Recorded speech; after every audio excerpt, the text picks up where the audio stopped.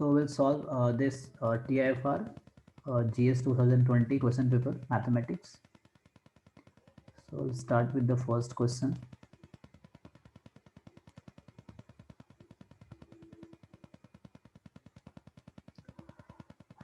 So question 1 is consider the sequence AN and BN defined by AN is 2 raised to the power n plus 3 raised to the power whole power 1 by n, and BN is n upon summation 1 by ai from 1 to n.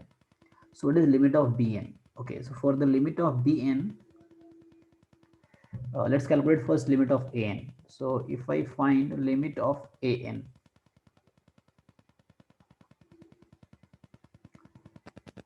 so there are two ways we can use squeeze theorem, sandwich theorem, or other ways we can simply take 3 raised to the power n common. So it will be 2 by 3 whole power n plus 1, and then power is 1 by n. So if you open it, so 3 will be outside. It's a 2 by 3 raised to the power n plus 1 by n.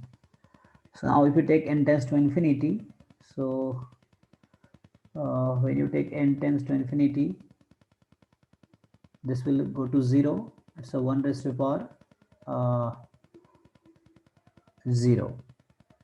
So the limit you can calculate, this will give us 1, 3 into 1. This will give limit 1. So this is 3 into 1. Or in other way, you can say like an is more than equal to 3 raised to the power n whole power 1 by n, and less than equal to 2 times 3 raised to the power n whole power 1 by n. So when you take limit n tends to infinity, so limit n tends to infinity, in all sides you take limit. So here limit n tends to infinity will be 3, and this will be 2 raised to the power 1 by n. So this is going to be 2 raised to the power 1 by n is 2 raised to the power 0 1. This will give you 3 also. So limit of this is 3. So other way is this limit of n tends to infinity, this is 3 by sandwich theorem. Okay, so limit of an we get 3, but we need to find the limit of bn. So bn, you can see bn is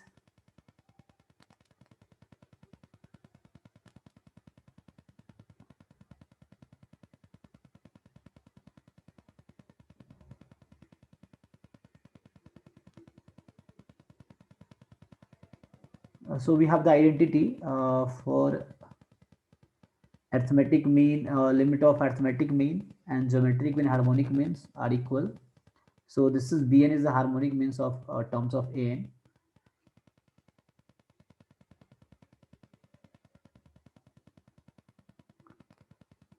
So we have identity, let me write this. So the concept we know is what? Summation ai I from 1 to n whole upon n, and then product of ai I from 1 to n and whole power 1 by n.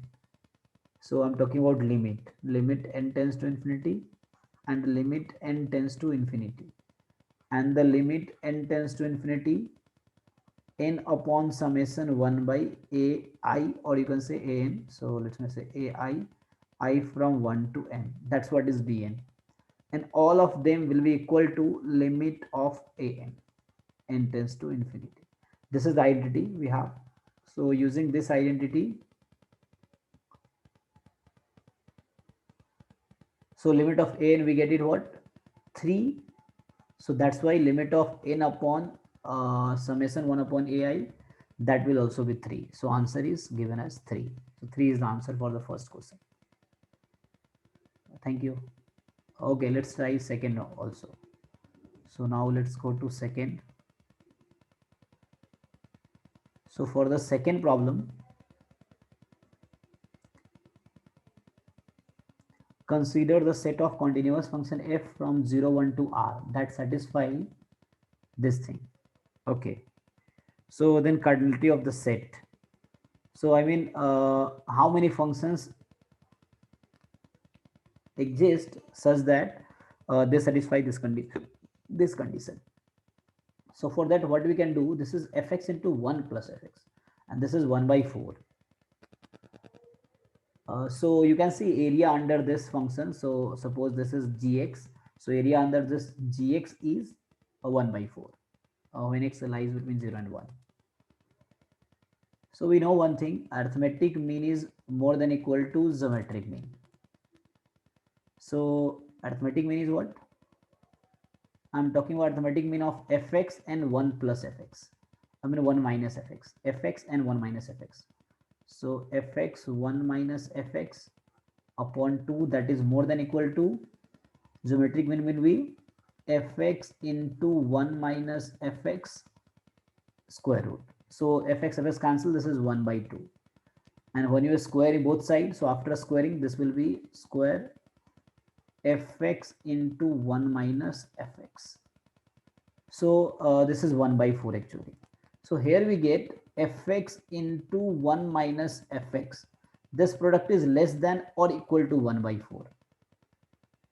If we integrate it into 0 to 1, so 0 to 1 still will get 1 by 4.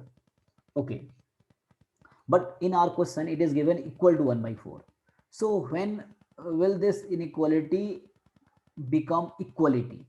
So you know what? A arithmetic mean of AB is equal to geometric mean of AB if and only if A is equal to B.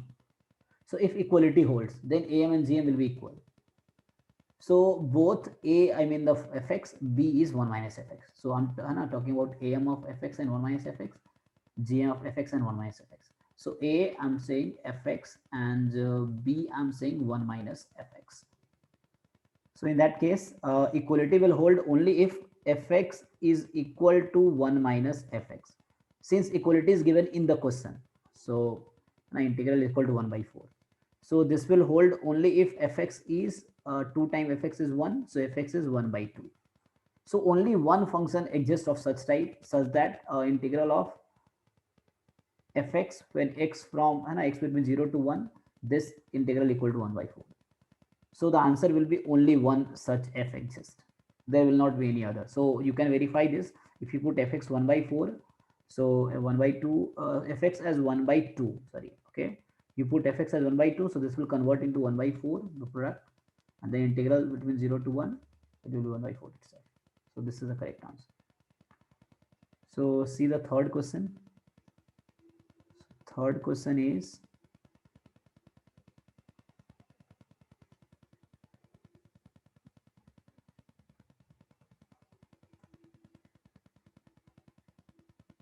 okay, so see third question. So if from R to R be defined as fx is x square sine 1 by x if x is non-zero, and fx is 0 when x is 0. So which of the following statement is correct? So f is surjective, means onto function. So f is onto, so means range is equal to codomain. F is bounded, the derivative of f exists and is continuous. Fx is 0 at x such that fx is 0 is a finite set. Okay, so let me start with the last option. So is it finite set? So if we choose x is equal to so I want to make it 0. Okay, so we can have 1 by 2 n pi. If you put x as 1 by 2 n pi, n is any integer. So for all such n, you will see, so for all such x, where n is integer, fx will be 0, because x square sine 1 by x, 1 by x will be 2 n pi, and 2 n pi it is 0. In fact, I can take 1 upon n pi. So n pi will also work. Yeah. So there are infinitely many choices for integer n. So it means there are infinitely many x for which fx is 0. That's why D is not correct. The derivative of f exists and is continuous at R. So we can check this function is differentiable function. There is a standard result. This is x raised to the power n sine 1 by x. Okay, for this type of function when x is non-zero, and this is 0 when x is 0. So this function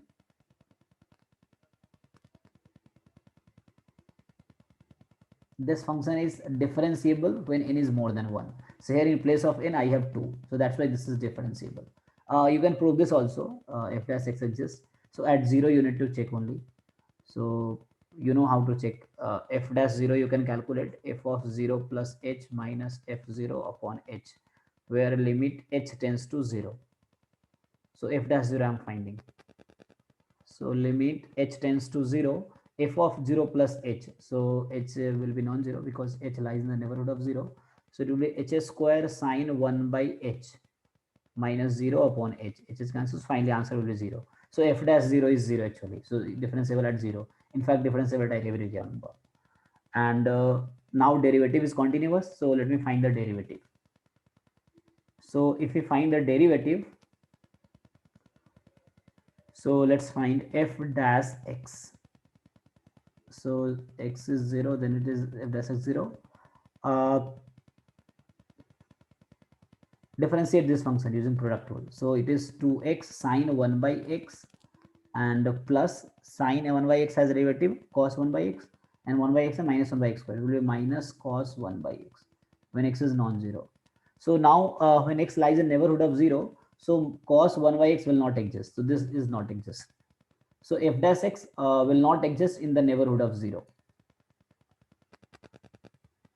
So it is not continuous. F dash x is not continuous.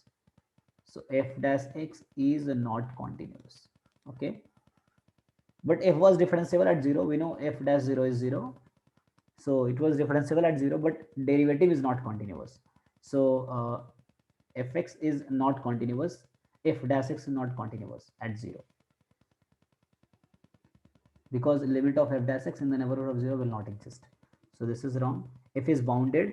So now for this, if you remember, if you take limit x tends to infinity, fx. So when x tends to infinity, if you check, so infinity into sine 1 by x. So like sine is a bounded function. So using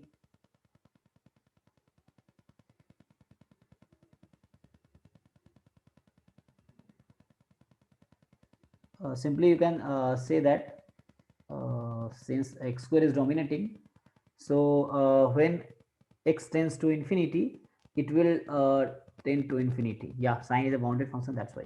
So limit of fx when x tends to infinity will be plus infinity.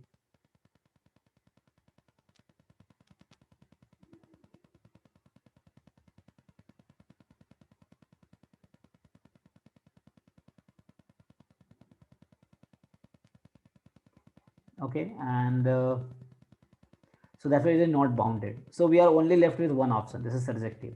And if we want to prove it, then we can prove when x tends to plus infinity, this will give us what? Plus infinity, and limit x tends to minus infinity, fx. So this will give us minus infinity. So function attains value minus infinity to plus infinity, and since it is a continuous function which attains value minus infinity to plus infinity, so it is onto function.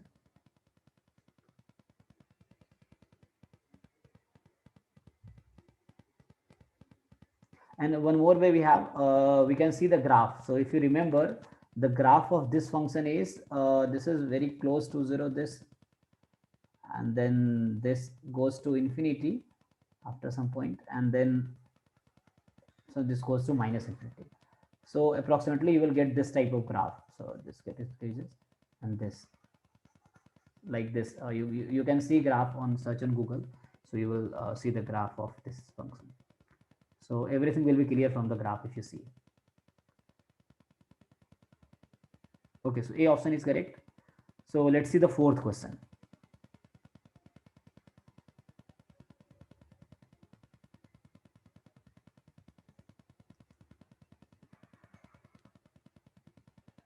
So fourth question we have,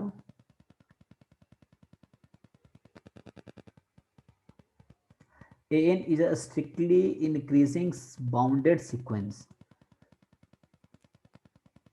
of real numbers such that limit of an is a. So n is a sequence that converges to a.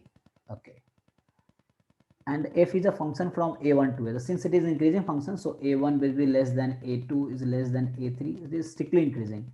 So it will go till a, because on a it will converge. So and for infinitely many n will be in the neighborhood of a. So an converges to a, it is given to us.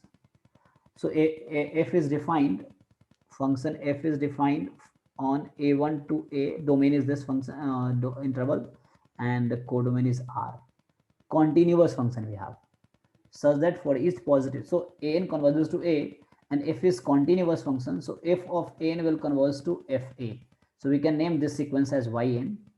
So yn will converge to fa, f capital A, since it is a continuous function. And now f restricted to interval ai to ai plus 1. So like you break the interval like a1, a2, a3 up to a. So on each this we partition the interval actually. So for each, on each partition, the f restricted to each interval, sub interval you can say, of a1a function is either strictly increasing or strictly decreasing. So in this interval, either strictly increasing or strictly decreasing. So consider the set B. So B is a set of m real numbers such that there exist infinitely many x. There exist infinitely many x belongs to a1 to a such that fx is m. So cardinality of set B is. So we have to see how many such m exist, so that there are infinitely many x in the interval at which fx attains its value m. So suppose you can choose, so what are that, if for one point m we can take fa, suppose m is our fa, so a is a number at which sequence an converges, so f of a will be a number, so we call it m.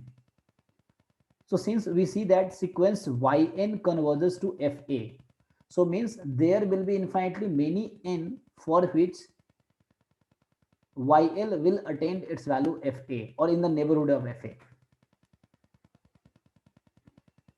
So by the convergence criteria, you can simply say that there are infinitely many x, fan converges to fa.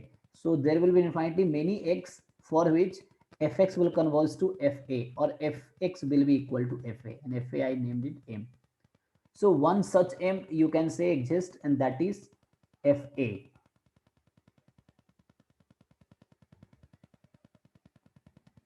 So that's why I feel at most one, that's why at most one is correct. So one such m exists only.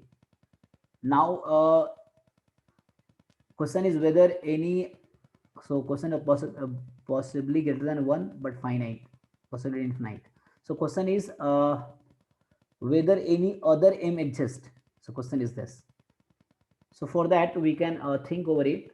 So f is sequence is strictly increasing and f is continuous, and on each sub interval it is strictly increasing or strictly decreasing. So we cannot take constant function.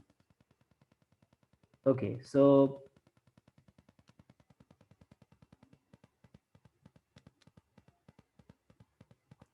okay, so since f of n converges to a, so there will infinitely many n, so that's why I choose an fn fa.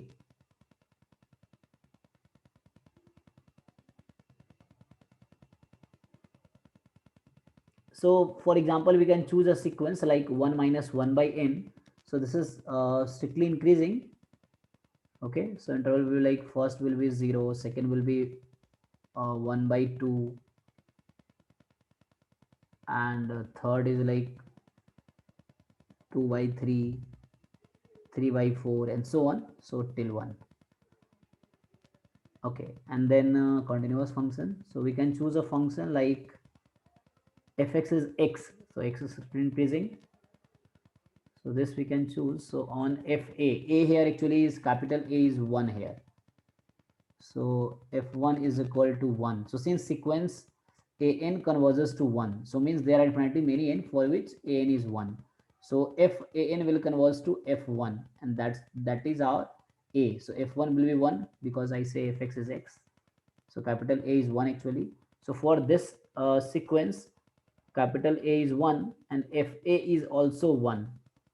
So if we choose m as 1, so we'll get there are infinitely many x in the interval, in the neighborhood of 1 especially will be infinitely many x. So at most one exists. More than one you cannot find any other number actually.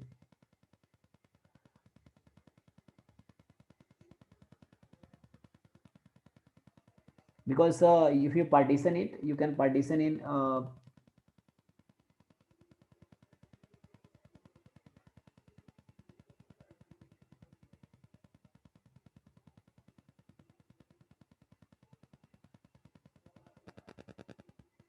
or in each subpart we can define uh,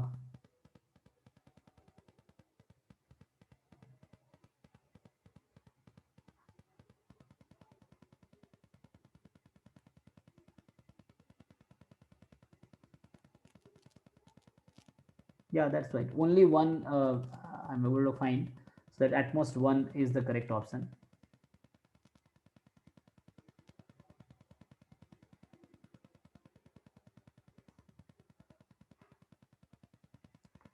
So let's come to the fifth question. The fifth question is, let f from R to R be a function that satisfies f of x minus fy is less than equal to mod x minus y and mod sin x minus y. Which of the following statement is correct? F is continuous but need not be uniformly continuous. F is uniformly continuous but not necessarily differentiable. F is differentiable but its derivative may not be continuous. F is constant. So I will see one such function and I will use discard method. Or if you simplify this, so we'll get like fx minus fy upon x minus y modulus is less than equal to mod sine x minus y. So take limit x approaches to y. So when you apply limit x approaches to y, so in that case it will be f dash, let's say some variable, we take it t. So f dash t will be less than equal to modulus f dash t will be less than equal to sine 0 0. So since modulus cannot be less than 0, so f dash t is 0. So ft is some constant. So we can say fx is a constant function. So fx is a constant function that will satisfy this. So constant is continuous, yes, but need not be uniformly continuous, no. So this function is uniformly continuous. Constant function is uniformly continuous. The derivative is bounded, so uniformly continuous. So this option is wrong because say did not be uniformly. F is uniformly continuous, did not necessarily differentiable. So this function is differentiable. So one example enough to say one option is wrong. Okay. So since our f constant function satisfies this assumption of the question, so B option does not satisfy the condition for constant function, then B is also wrong. So uniformly continuous is fine, not necessarily differentiable, but it is differentiable. If is differentiable, but its derivative may not be continuous. So if you find derivative of constant function, that is 0, f dash x is 0, so it is continuous also. So that is wrong option. So f is constant is the only constant function we have. So only constant function will satisfy this type of inequality. Yeah, so D option is correct. Let's solve sixth question. So question 6 is,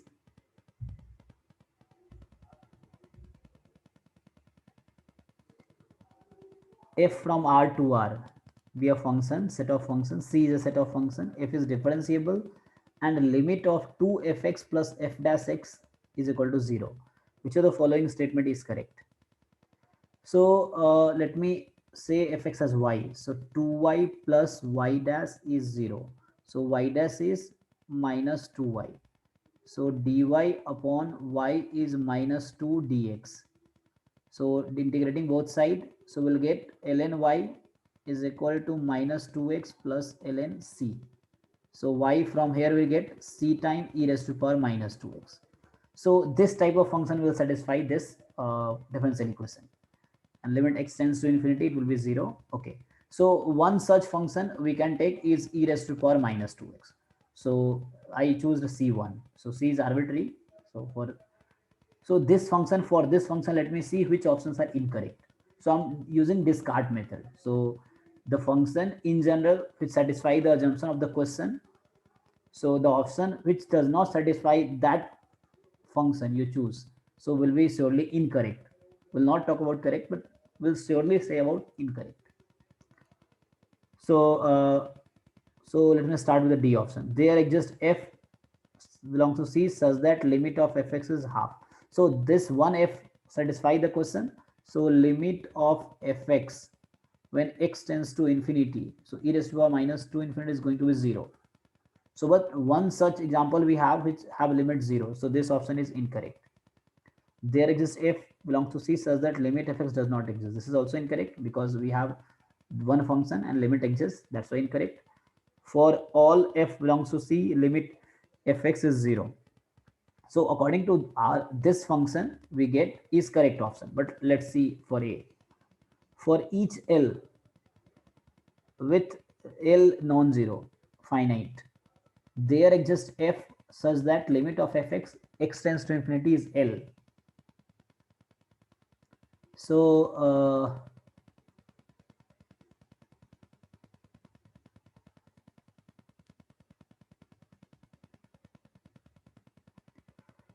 so it is saying for any L, but we are looking that any function which satisfies this reference graph of this type only, and this will have limit 0 only. So I think any real number, if we choose, like if we choose 1 million, so will not be a function of that type which will give you a limit of fx as 1 million. So only this type of function will satisfy this differential equation. So that's why this limit, you can say e raised to the minus 2x will satisfy this. And we can say 0 is also like fx is 0 we can take. If we choose C 0, then in that case this is not correct option. So any for any real number you cannot find a function. Okay, so function I have of this type. C you can vary, C you can choose differently, C you can choose any real number, but limit will 0 only. Limit will, it will give you 0 only. So only this option is correct.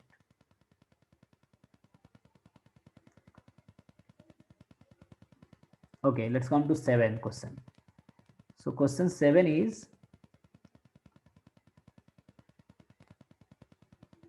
fx is log 2 plus x upon 1 plus root 1 plus x for x is positive. Am is 1 by m 0 to m ft dt. For every positive integer m, the sequence am is diverges to plus infinity, has more than one limit point, converges and satisfies limit am is 1 by 2 log 2, converges and satisfies limit am is 0. So am is what? Denominator is m, 0 to m log 2 plus x upon root under 1 plus x dx, or you can say it's a t, will not matter. You want to take t in place of x, does not matter. So I want to find the limit because they are talking about limit of am. So m tends to infinity. So for m tends to infinity, denominator is infinity. Now for the numerator case, if you see, so you know already that a to b fx dx represents the area of the function fx, or the area of the function bounded by fx above x-axis. Okay, like there is a function, so a to b, this area it will represent if upper function is fx. So since x is positive, so log, this is a non-negative function. Okay, fx is non-negative function, so this formula also holds for non-negative function. So fx is non-negative function for x positive and 0 to m. So if you check, so this function is if you find f dash x, so one thing you can decide whether this quantity, numerator quantity, will be infinity or not for m tends to infinity. So I want to ask whether this limit is infinity upon infinity form or some finite number of one infinity form. So if it is, suppose you say this is a bounded function, suppose, or the area is finite, suppose the area under this function when x lies between 0 to m is finite. still if numerator is finite, then denominator is m tends to infinity. So finite upon infinity is 0. So in that case, answer will be 0. Okay. Or other case, other case is that area under the curve, like it may be if it is increasing function. So when x between 0 to infinity, the area will be infinite.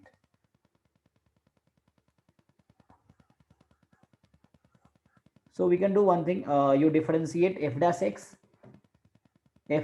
x and see whether f is increasing or decreasing. So f will be actually decreasing function because log is weak function than this square root function. Because so when you increase x, denominator will increase more faster than the numerator. So the denominator will increase faster and numerator will increase slower. So the whole value will be slower actually. I mean getting decreased. When you increase x, the value will be decreased. So this is decreasing function. So for decreasing function, what will happen? And when x is 0, this function has value log 2. So it will start with log 2 and keep going to this. So area will be finite. Okay. So in that case, the answer is 0. Or suppose in other questions, suppose you find that okay, fx is increasing function, so no problem, area will be infinity. Okay, so in that case you apply L'Hopital rule, you differentiate it, numerator separately, denominator separately, then you put, still you will get 0 answer. For this function itself you will get 0 answer. Okay, so for this question, divergence infinity, no. More than one limit point, no. Converge to and satisfy this, no. So it has limit 0, yes. So you'll get only 0 limit. Okay, so let's come to eighth question. So what is eighth question? Eighth question is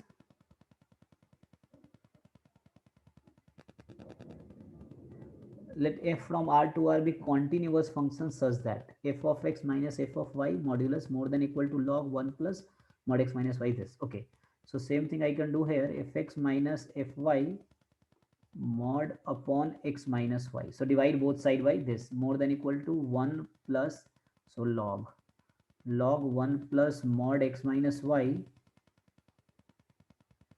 upon mod x minus y.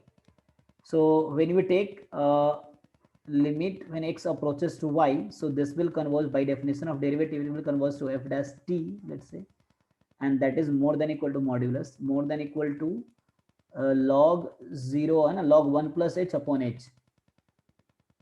So log 1 plus h upon h, you take h tends to 0 because x tends to y and x minus y is, suppose we call it h. So 1 plus mod h upon mod h. So you take mod h, h tends to 0. You'll get answer as 1. So h is positive number here. So h tends to 0 plus you can take. So yeah. So it's a derivative of log x, 1 upon x, and x is 1. Yeah. So that you will get answer 1. So you take limit h tends to 0 log, what I'm telling, limit log 1 plus h upon h, h tends to 0, you will get 1. Calculated. So that's why mod f dash h is more than equal to 1. So what it is saying, f is injective but not surjective. So let's choose one such function which satisfies this. So can we choose f dash x, which is more, the derivative is more than equal to 1. So we can take fx is equal to suppose 2x we choose. So derivative of 2x is 2, more than 1. Yeah. So for 2x is what? You know about 2x, it is linear function. So this is, so that's why, so actually example cannot say surely which option is correct, but it can surely say which is incorrect. So if we choose fx 2x which satisfy this condition, by this I've seen, so this is incorrect because it is surjective also, it is injective also, that's why it is incorrect. It is both, so it is incorrect. So that's why only one option is left. So it is the correct answer. I mean 8 has D is the correct answer.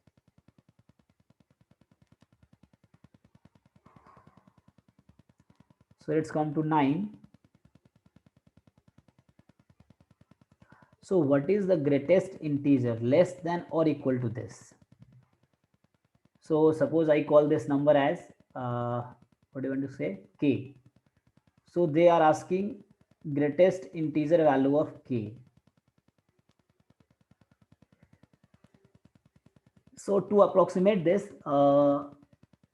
it's one easier way I have is just this will be approximately equal to integral 1 to 9999 and 1 upon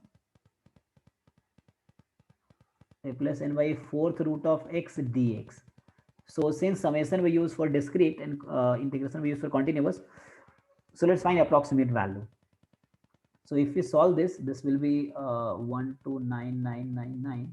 So x raised to the power minus 1 by 4 dx minus 1 by 4 dx. So after integration, we'll get x raised to the power 3 by 4 upon 3 by 4. So limit is from 19999. So if you use calculator and upper limit minus lower limit, so 4 by 3 take outside. So 9999 has power 3 by 4 minus 1, right? 1 raised to something more, yeah. So if you use calculator and put it, you will get 132 approx. I mean 1332 approx you will get.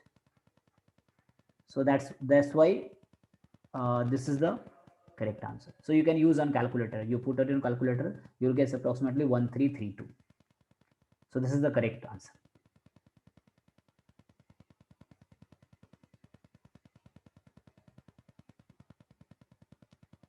So I approximated ninth question. Okay. Next I have 10th question. So 10th is what? For consider following statement. For every connected subset Y of a metric space X. So X you can choose as R or R square like this. Its interior Y interior is connected. So in R square, it is saying that every connected subspace or subset has connected interior. But suppose we are making in a plane, we make this type of figure. Okay, so this is one space X, this is as x1, this is x2, let's say. Okay, so I'm telling about x1 union x2. Okay, so this is connected, x1 union x2 connected, but when you take interior, interior is not connected. So when you take interior, so you will leave the boundary, so you can see interior of this will be separated.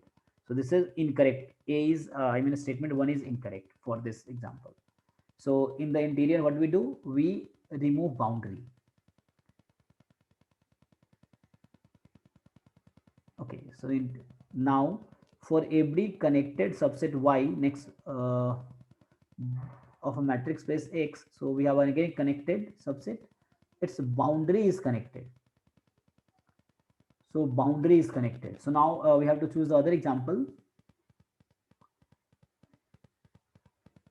So if for this case, if I choose a space as R only, so in that case I can choose